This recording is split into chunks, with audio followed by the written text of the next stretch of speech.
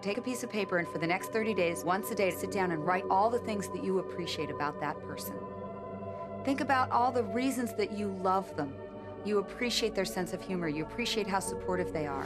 And what you'll find is that when you focus on appreciating and acknowledging their strengths, that's what you'll get more of. And the problems will fade away. We cannot control other people, no matter how hard we try. So what you'll find is if somebody's come home in a bad mood, and you're actually in a good mood, you'll find yourself in a different place from them in that moment. We create our own happiness through the law of attraction. Oftentimes, you give others the opportunity to create your happiness. And many times, they fail to create it the way you want it. Why?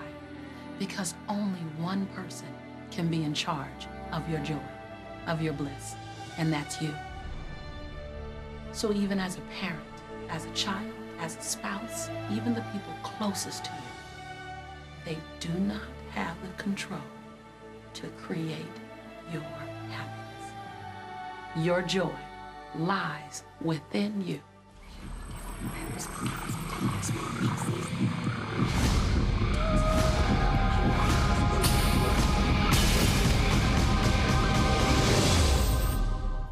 It's important to recognize that our body is really the product of our thoughts. We're beginning to understand in medical science the degree to which the nature of thoughts and emotions actually determines the physical substance and structure and function of our bodies. We've known in the healing arts of a placebo effect. A placebo is something that supposedly has no impact and no effect on the body, like a sugar pill or something.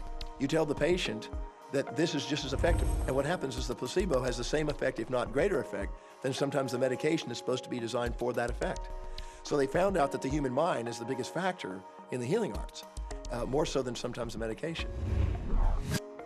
If somebody is in a situation where they're sick and they have an alternative to try to explore what is in their mind creating it versus using medicine, if it's an acute situation that could really bring death to them, then obviously the medicine is a wise thing to do while they explore what the mind is about.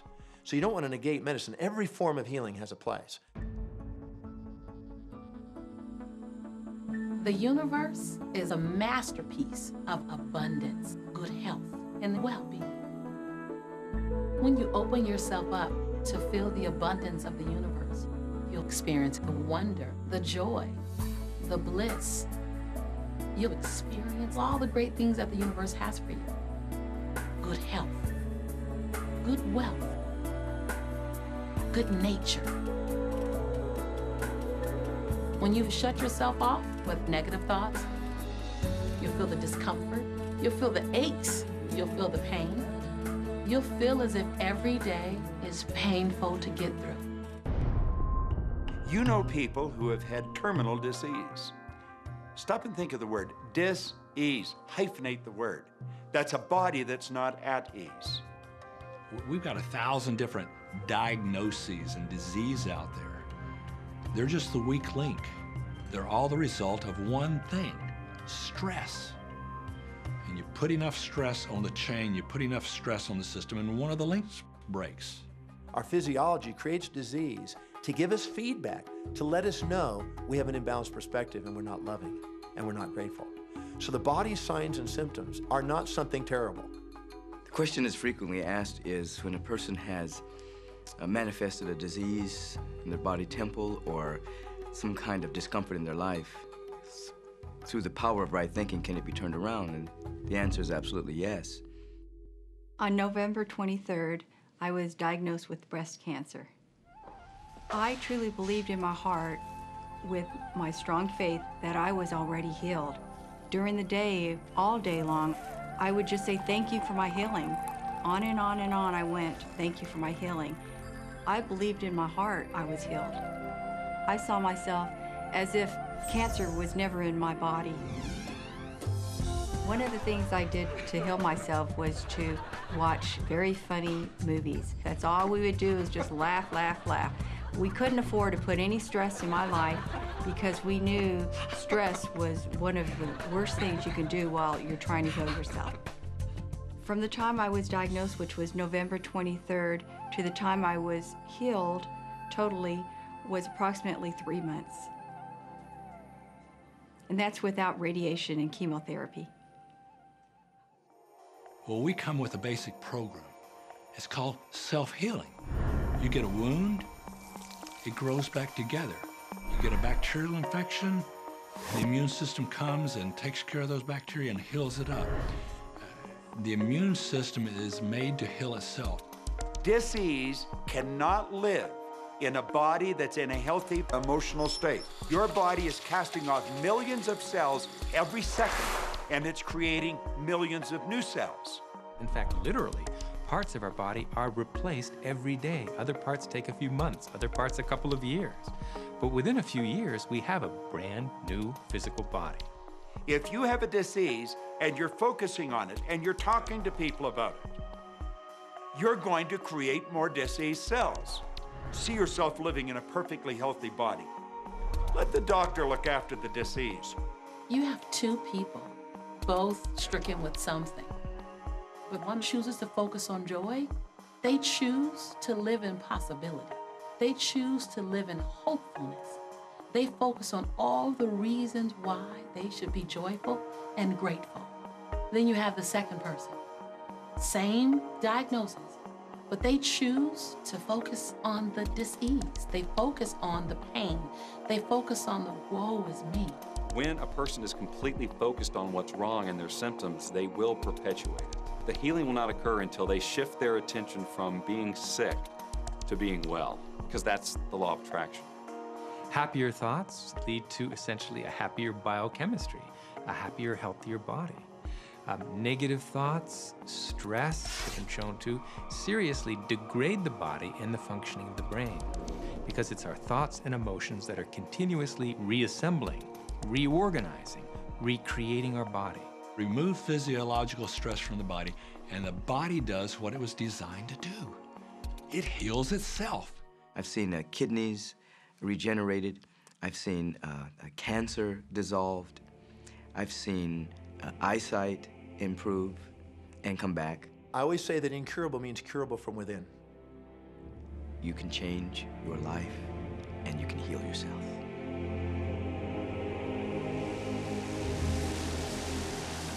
Well, my story begins on March 10, 1981. It really changed my whole life. It was a day I'll never forget. I crashed an airplane.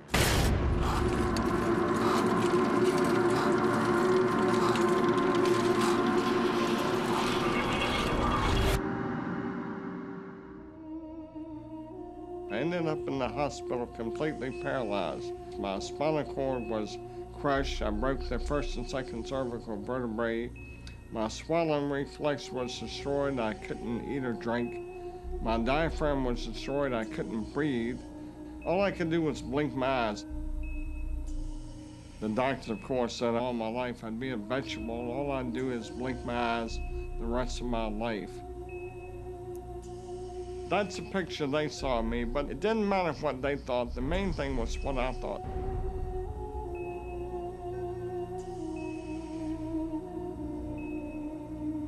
I pictured myself being a normal person again, walking out of that hospital. The only thing I had to work with in the hospital was my mind. As long as you have your mind, you can put things back together again. I was hooked to a respirator, and they said I'd never breathe on my own again because my diaphragm was destroyed. But this little voice kept saying to me, breathe deep, breathe deep.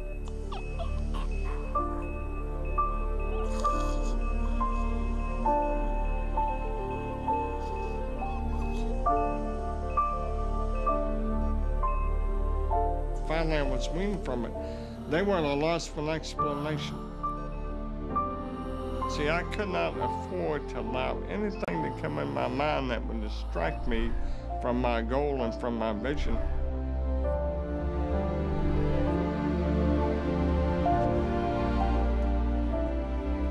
Well, I set a goal to walk out of the hospital on Christmas. That was my goal.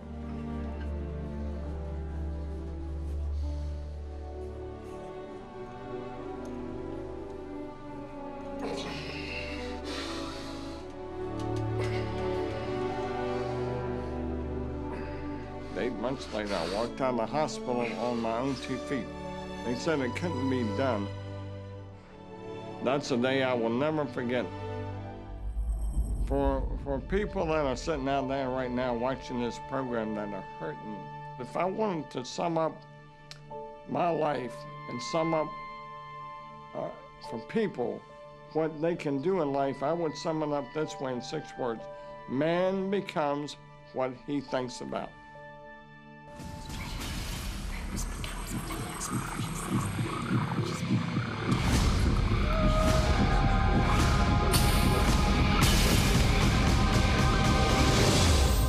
People have a tendency to look at the things that they want and say, yes, I like that, I want that. However, they look at the things that they don't want and they give just as much energy, if not more energy, with the idea that they can stamp it out, they can eliminate it, obliterate it. In our society, we've become content with fighting against cancer, fighting against poverty, fighting against drugs, fighting against terrorism, fighting against violence. We tend to fight everything we don't want. Anything we focus on, we do create. So if we're really angry, for instance, at a war that's going on, or strife, or suffering, we're adding our energy to it. We're pushing ourselves, and all that only creates resistance. The reason that what you resist persists is because if you're resisting something, you're saying, no, I don't want this thing because it makes me feel this way, the way I'm feeling right now. So you're just putting out this really strong emotion of, wow, I really don't like this feeling, and it's there, and it just comes racing towards you. You know, the anti-war movement creates more war. The anti-drug movement has actually created more drugs because we're focusing on what we don't want, drugs. How much sense does it make for us to give the problem all of the energy, as opposed to focusing on trust, love, living in abundance, education, peace? Mother Teresa was brilliant. She said, I will never attend an anti-war rally. If you have a peace rally, invite me. You know, she knew. She understood the secret. I mean, look what she manifested in the world. So if you're anti-war, be pro-peace. If you're anti-hunger, be pro-people having more than enough to eat. If you're anti a particular politician, be pro his opponent. Often, elections are tipped in the favor of the person that people are really against because he's getting all the energy and all the focus. You want to focus on what you want, not what you don't want. It's okay to notice what you don't want because that gives you contrast to say, well, this is what I do want. But the fact is that the more you talk about what you don't want or talk about how bad it is, read about all of that all the time, and then say, oh, how terrible it is, well, you're creating more of that. You know, so many times people say to me, well, James, I have to be informed. Maybe you have to be informed, but you don't have to be inundated. I always say when the voice and the vision on the inside become more profound and more clear and loud than the opinions on the outside, you've mastered your life. Learn to become still and to take your attention away from what you don't want and all the emotional charge around it and place the attention on what you wish to experience. Energy flows where attention goes. It's not your job to change the world or the people around you. It's your job to go with the flow inside of the universe and to celebrate it inside the world that exists. One of the questions I get almost all the time, and it's probably on somebody's mind right now if it's not on yours, and that's the idea that, well, if everybody uses The Secret and they all treat the universe like a catalog, aren't we going to run out of stuff? Won't everybody just make a run for it and bust the bank? What's beautiful about the teaching of the Great Secret is that there's more than enough to go around for everyone. There is a lie that acts like a virus within the mind of humanity. And that lie is there's not enough good to go around. There's lack, and there's limitation, and there's just not enough. That lie has people living in fear, greed, stinginess, and those thoughts of fear, greed, stinginess, and lack become their experience. So the world has taken a nightmare pill. Now the truth is, There's more than enough good to go around. There's more than enough creative ideas. There's more than enough power. There's more than enough love. There's more than enough joy. All of this begins to come through a mind that is aware of its own infinite nature.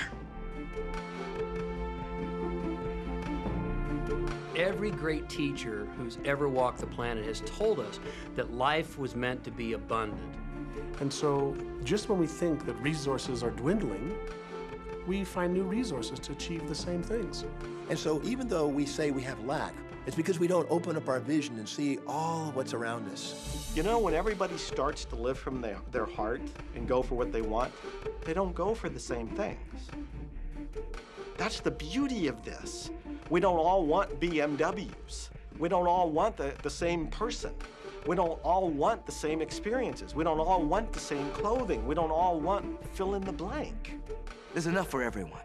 If you believe it, if you can see it, if you act from it, it will show up for you. That's the truth. Everything that you want, all the bliss, all the joy, all the love, all of the abundance, all of the prosperity, it's there, ready and waiting for you to grab a hold of it. Now you gotta get hungry for it. You have to want it. You gotta be intentional. And when you become intentional and on fire for what you want, the universe will deliver you every single thing that you've been wanting. Recognize the beautiful and wonderful things around you and bless and praise them. And on the other side, the things that aren't currently working the way you want them to work, don't spend your energy faulting or complaining. Embrace everything that you want so you can get more of it.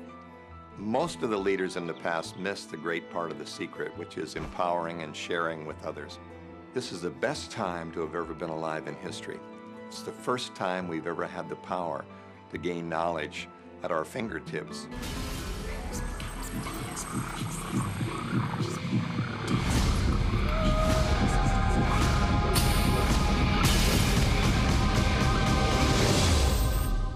When we look around us, even at our own bodies, what we see is the tip of the iceberg. Think of this for a moment. Take your hand and look at it. Now, your hand looks solid, but it's really not. If you put it under a proper microscope, you'd see a massive energy vibrating. Everything is made up of the exact same thing, whether it's your hand, whether it's the ocean, or whether it's a star. Everything is energy. And let me help you understand that just a little bit. There's the universe, of course, and our galaxy, and our planet, and then individuals, and then inside of this body are organ systems, and then there's cells, and then there's molecules, and then there's atoms, and then there is energy. So there are a lot of levels to talk about something on, but everything in the universe is energy. I don't care what city you're living in, you've got enough power in your body, potential power, to illuminate the whole city for nearly a week. Most people define themselves by this finite body, but you're not a finite body. I mean, even under a microscope, you're an energy field. Well, what we know about energy is this. You go to a quantum physicist and you say, what creates the world? And he or she will say, energy. Well, describe energy. Okay, it can never be created or destroyed. It's always was, always has been. Everything that ever existed always exists. It's moving into form, through form, and out of form. Okay, great. You go to a theologian and you ask the question, what created the universe? And he or she will say, God. Okay, describe God. Always was and always has been, never can be created or destroyed, all that ever was, always will be, always moving into form, through form, and out of form. You see, it's the same description, just different terminology.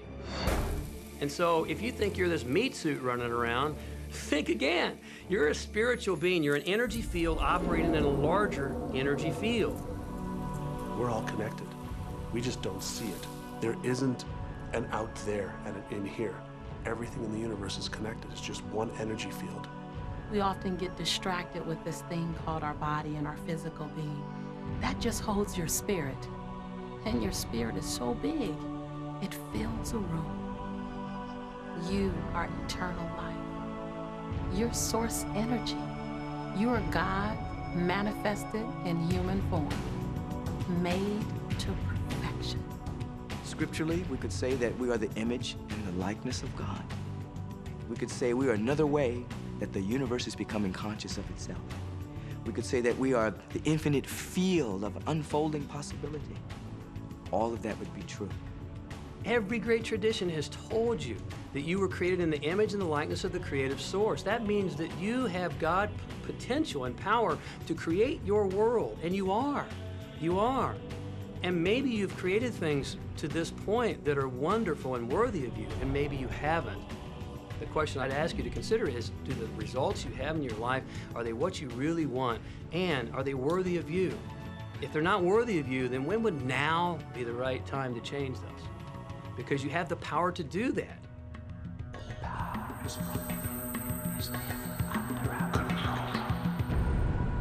You know, a lot of people feel like they're victims in life, and they'll often point to past events, perhaps growing up with an abusive parent or in a dysfunctional family. And I would add as a parenthesis here that most psychologists believe that about 85% of families are dysfunctional. So it's like all of a sudden you're not so unique. My parents were alcoholics, my dad abused me, my mother divorced him when I was 6. From the age of 13 to 18, I was involved in street gangs. I had a severe motorcycle accident. I was homeless at one point in Dallas. I lived in poverty for 15 years in Houston. When I was a child, I had learning difficulties, and I was considered learning disabled, and I was told I would never read, write, or communicate, never amount to anything, not go very far in life. I mean, that's almost everybody's story in some form or not. So that's just called so what. The real what is, what are you going to do now? What do you choose now? Because you can either keep focusing on that or you can focus on what you want. And when people start focusing on what they want, what they don't want falls away. And that part expands and the other part disappears. You are the designer of your destiny. You are the author. You write the story. The pen is in your hand, and the outcome is whatever you choose.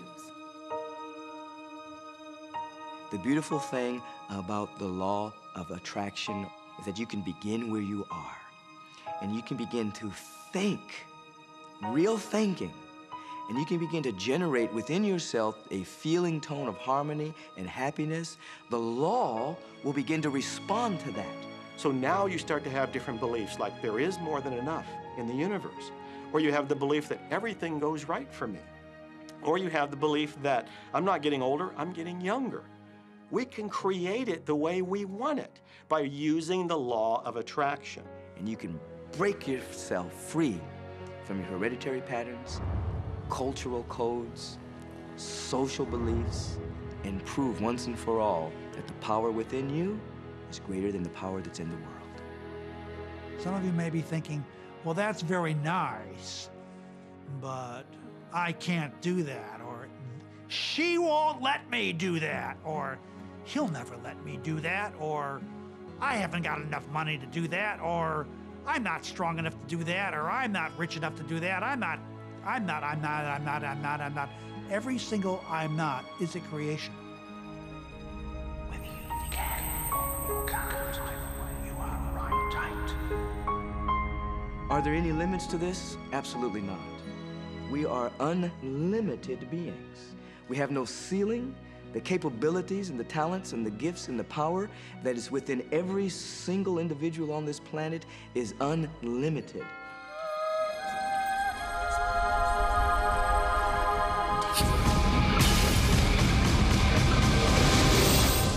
There is no blackboard in the sky on which God has written your purpose, your mission in life.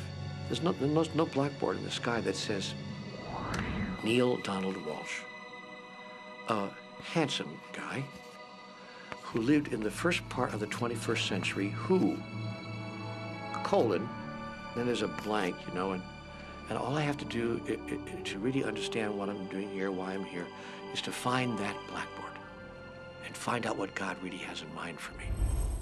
But the blackboard doesn't exist. So your purpose is what you say it is. Your mission is the mission you give yourself. Your life will be what you create it as, and no one will stand in judgment of it now or ever. It took a lot of years for me to get this, because I grew up very much with this idea that, you know, there was something I was supposed to do, and if I wasn't doing it, I was like, God wouldn't be happy with me, you know?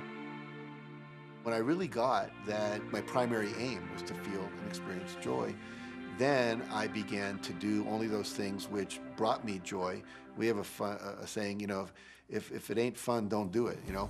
Joy, love, freedom, happiness, laughter. But it is. And if you've just experienced joy sitting there and meditating for an hour, by golly, do that.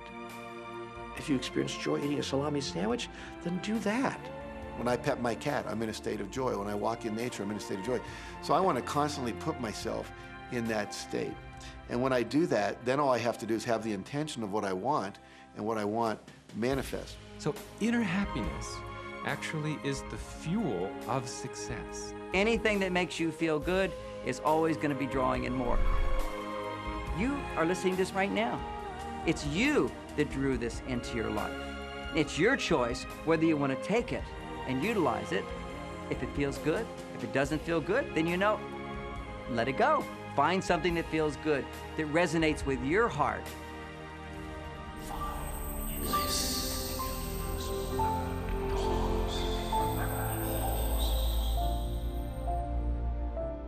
When you follow your bliss, you live in a constant space of joy.